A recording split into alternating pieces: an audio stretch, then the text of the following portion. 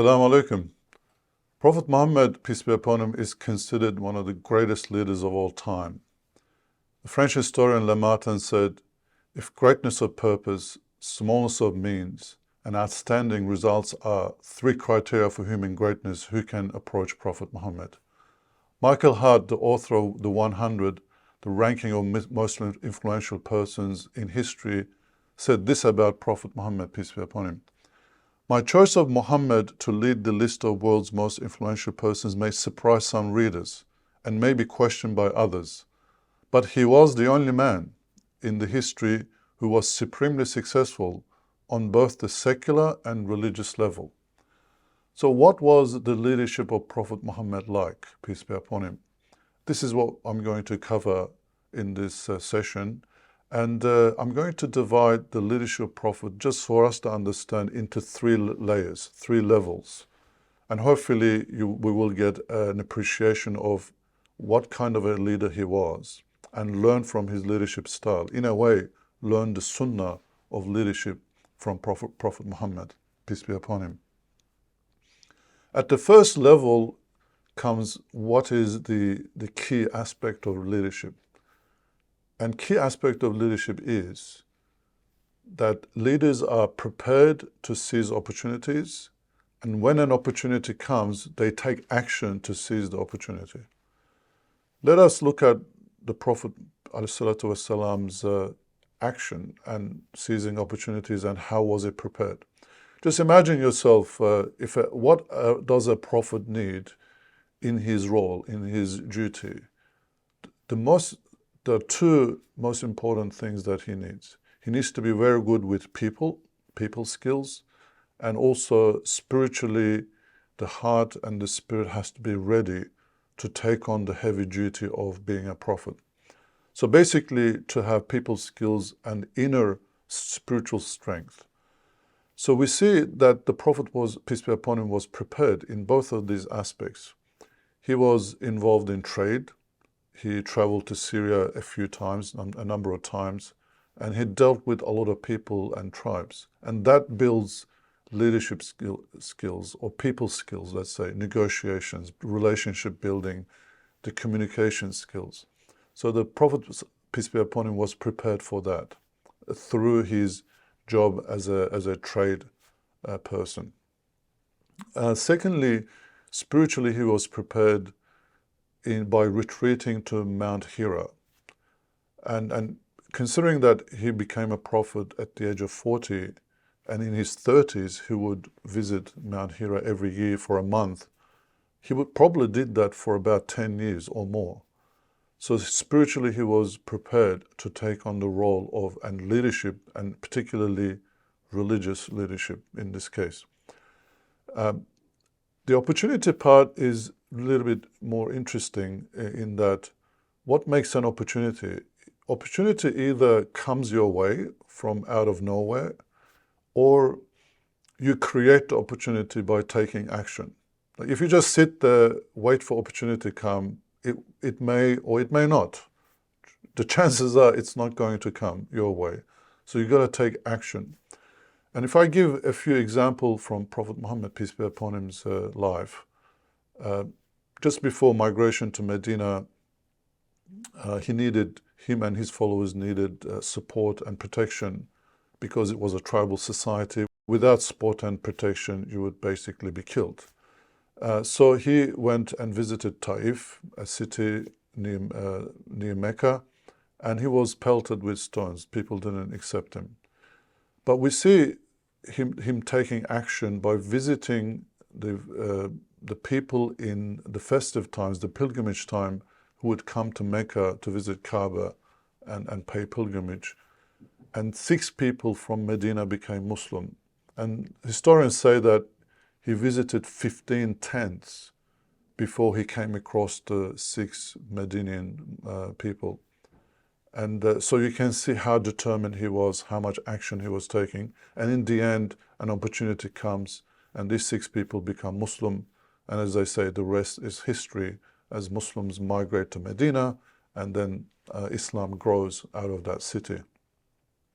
So basically, the first layer of leadership is about being prepared to seize an opportunity, and secondly, to take action so that opportunities open up. You may not know what these are, but only by taking opportunity it comes about. And sometimes opportunities do come your way and people get lazy and they don't take action even though they may be able to do it. So these two aspects are very important part of leadership and success as individuals. The second layer of leadership is what we call transformational leadership. There are many different leadership styles.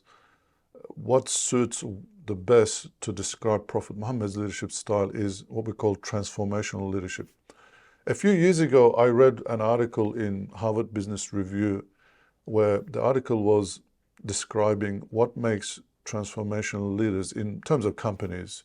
So they looked at about 100 companies that achieved transformational success, and they looked at the CEOs who achieved these transformations.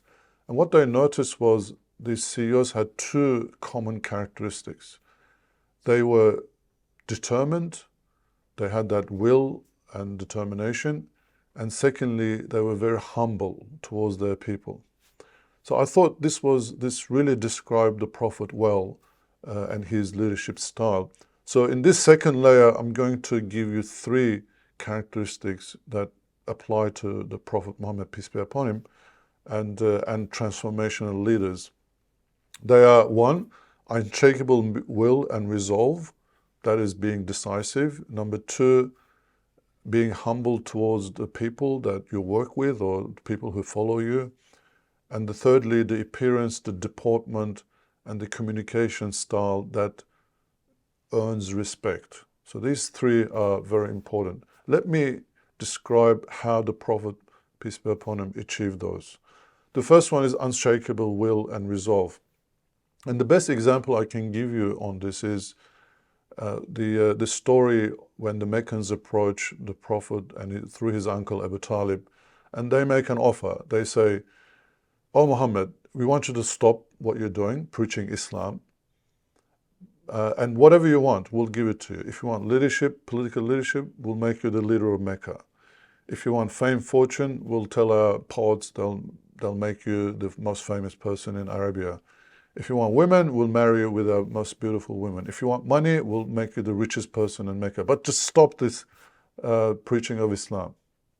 And the Prophet, peace be upon him, gives a beautiful answer that shows his will and determination. He says, "If you put the sun in my right hand and the moon in my left hand, I will not stop." Basically, whatever you give me, whatever you can offer to me, I'm not going to accept it. I'm just going to continue my dawah, my mission. So this is a very famous example of the will and resoluteness of the Prophet, peace be upon him. And there's another saying by Ali, the fourth caliph of Islam and Prophet's cousin. He said that whenever we were fearful in battle, we would hide behind the Prophet. And we see this in the Battle of Hunain, when the Muslim army was surprised. There was a surprise attack in a valley and everyone was running away. The Prophet, peace be upon him, just marches forward and everyone hides behind him. So he was resolute and he had this unshakable will, which is necessary for transformational leaders. And we can learn from that. The second aspect, which is the opposite of that will, that resoluteness, is the humility. And this is necessary for people to remain around a leader. And we see that Prophet, peace be upon him, was extremely humble, even though he was a prophet and also he was the leader in Medina. We see this more so in Medina. There's a famous case of a person who had the intention to come to Medina and assassinate the Prophet, basically. But he doesn't know what he looks like. So he enters the city, he sees a public place, and he sees a bit of a gathering, a circle, and a person is giving water to the people in circle. He says, maybe I should ask this person. And he says, who is the leader of this people? And it was actually the Prophet Muhammad, peace be upon him, himself. And he gives a very nice answer. He says, the leader is the one who serves their people. And that is what we call servant leadership, which is another aspect of the Prophet, peace be upon him. But servant leadership is about humility rather than a style. Without humility, you cannot be a servant leader. So the Prophet, peace be upon him, certainly had that. So basically, he was indistinguishable from the people that made up the Muslim society at the time. And we also know when one day Omar, peace be upon him, also enters his room, and he sees him lying down on a rush mat. Basically, the imprint of the rush mat was on his shoulder. He was just lying down, sees a few cups and plates and some personal possession. That's it. That was all his possessions. And Omar said, "O Prophet, peace be upon him, why don't we give you a proper bed?" And the Prophet Muhammad, peace be upon him, replies, "O Omar, I'm but a traveler standing underneath a tree for a while, only to continue on my journey." Basically, we are like that in this world. We don't need too much possessions. So that humility, humbleness was there, and it really influenced the Muslims to follow the example of the Prophet, peace be upon him, and be dedicated to him, and to love him dearly, and to fight alongside with him, and risk their lives. So the number 3 is the appearance, deportment, and the communication style that garners respect. Transformational leaders are people that other people find they respect them. Without that respect, you cannot follow someone. And I'll give 2 examples of this. One is on the migration journey of the Prophet. When he was migrating, they stopped somewhere and like a small village, and they see a woman. She has a goat. The Prophet, peace be upon him, asks her, "Can we get some milk from this goat?" And she says, basically, the goat is barren. She goes, "Well, have a go." And miraculously, Prophet, peace be upon him, starts to milk the goat, and milk comes out. So they drink from it, and also the woman benefits from it. But the real that story, what's really outstanding about that story is what happens next. So they leave, and the husband of the woman comes, and he says, "I smell something beautiful here. What happened? Who came here?" And she says, "A man came along with a couple of his friends." And she started to describe the Prophet. She said there was something tranquil about him. When he spoke, his words were like pearls of wisdom, and his friends were very attentive to him, doing everything that he was saying.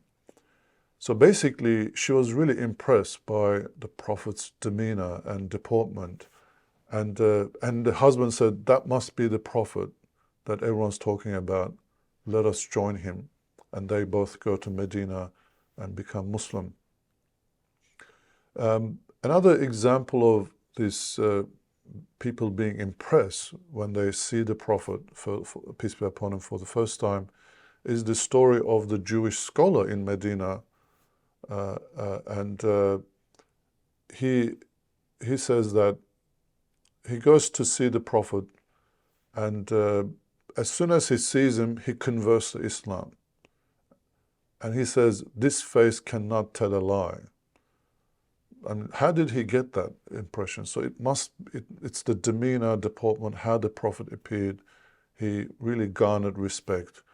And in the case of applying to us, how we need to apply that is, we need to dress properly, presentably, we need to behave in a certain way, and speak in a way that really impresses people, and make that part of our character. So these 3, in the second layer of leadership, the transformational leadership, I'll mention it again. You have to show resoluteness and iron will. You have to be humble towards people, the people that you work with, people who may be involved in an organization. and also garner respect. Always behave, appear, and speak in a way that people find you respectful, and never violate that. So what comes next? Next, the third layer of leadership qualities of Prophet Muhammad is that you got to get results, right? So, and we said at the beginning, Lamartin mentioned the outstanding results that the Prophet achieved, and Michael Hart also acknowledged the Prophet's, peace be upon him, achievements in terms of from a worldly perspective and from a religious perspective. Certainly, he was the only Prophet who converted a large number of the people that he was preaching to. In fact, all of Arabia became Muslim in the lifetime of the Prophet, peace be upon him. And he started to write letters to neighboring countries to go beyond Arabia. So how do you achieve results? So there are three aspects to this part of leadership as well. To achieve great results, you need to have 1, vision and direction, 2, a strategy, and 3, plans, and execute those plans in an excellent manner, like operational excellence, as we would say today. So did the Prophet have a vision and a direction? Of course he did. He was there to, his vision, in my opinion, was to declare oneness of God and achieve oneness of God and oneness of humanity, equality of human beings. That is, sanctify the name of God on earth, only one God, and that preach and achieve a society where all humans were equal. So that was the ultimate vision of the Prophet, peace be upon him. So basically the Prophet, peace be upon him, had a clear vision and a direction, and he went towards that, worked towards hard. And he had a strategy, and that's the second one. And I think this strategy, we can mention a number of things. These are to achieve peace, sustainable growth of Islam and building a community, and educate a generation of scholars and leaders. Juan Cole, in his book, Prophet of Peace Amid Clash of Civilization, it's been published in the last few years. I really strongly advise you to read that book. It covers, the Prophet, peace be upon him, was in a hostile world. The wars was more about that. But to really have a sustainable community, a community that really exemplifies Tawheed, like oneness of God and oneness of humanity, you need peace. So Juan Cole argues in that book that the Prophet's goal was always, his strategy was always to achieve peace. And we see this in the famous example of the Treaty of Hudaybiyah. In about 628, the Prophet, peace be upon him, signs a treaty with the Meccan mushriks. At the time, there's a big struggle between the Meccan leaders and Muslims. There were Battle of Badr happened, Battle of Uhud happened,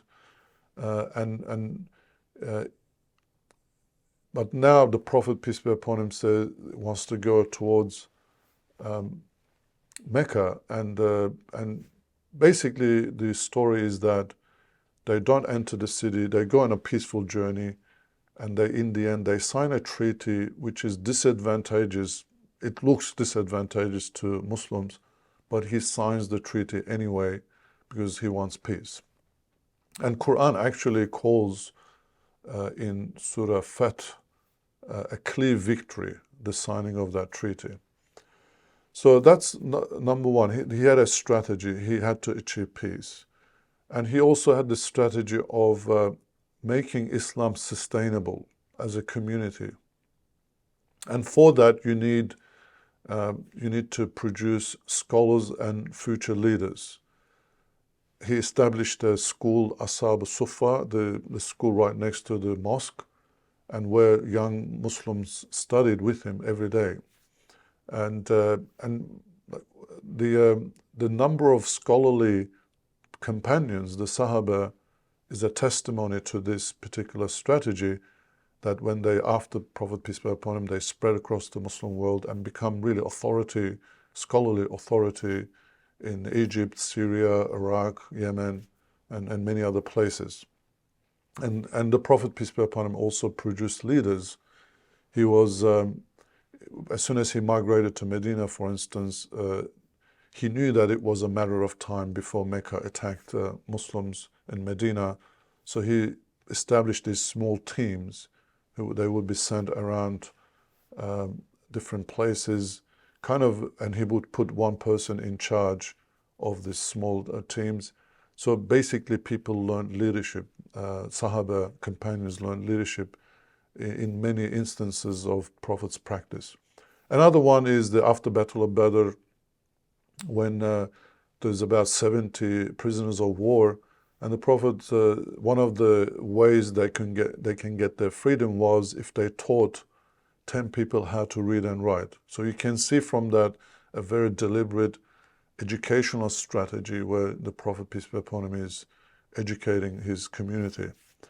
So strategy is about long-term goals, the long-term holistic perspective.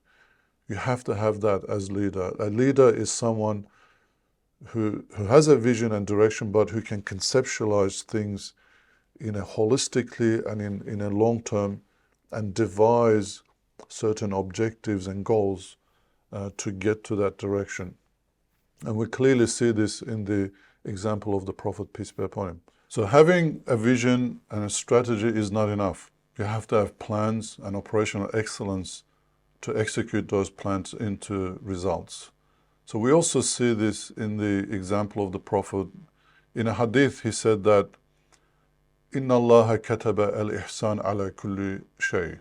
Basically, it means that verily God has commanded excellence or ihsan on everything. And then the hadith continues to give the example of how you should slaughter an animal in a nice way to minimize suffering on animal, make sure the knife is sharp and so on. So this excellence, ihsan, in execution, that is in plans and how we do those plans, is very important. I read somewhere a scholar once said that, to illustrate this point, he said, when you are doing something, a project, like let's say when you are cooking food in a kitchen, the moment you put the lid of the pot for the food to cook, basically signals you're finished. The kitchen has to be clean. So kitchen should not be untidy, and you gotta pack up as you go. So there's nothing is worse than you do something really excellent, you get this result, but then you leave a mess behind you. So ihsan means operational excellence. We do things both in quality, but also tidy and in an organized manner. So we definitely see this in the example of the Prophet, peace be upon him. Not only he did things excellently, he also encouraged Muslims to have ihsan in everything that they do. And the hadith actually says it's almost like obligatory on you. It's inscribed on Muslims that everything should be done in an excellent way. So if I sum up, I talked about Prophet Muhammad, peace be upon him's leadership in 3 levels, 3 layers, and we can learn from that. So what were these? The first one is that we have to be prepared to seize opportunities. When opportunities come our way, we shouldn't be lazy, and we shouldn't be unprepared as well. So whatever we're doing right now, we should do it in such a way we should learn from them so that it becomes a stepping stone for the next thing that we do. That's number 1. Number 2, the characteristics of a transformational leader. A Muslim leader should be the one that transforms themselves and transforms the people around them, whether it's an organization or a company. And to do this, we need 3 key characteristics. Unshakable will and resolve, so being decisive. Secondly, humbleness, humility towards our people. And thirdly, to garner respect in the way we appear, behave, and communicate. So the 3rd layer was about results, about how you achieve great results. And to do that, we have to have direction and a vision, overall strategy in line with that direction and vision, and plans, and execute those plans in the best manner. Thanks for listening. I hope we learn from the Sunnah of the Prophet, peace be upon him, in terms of leadership. Thank you.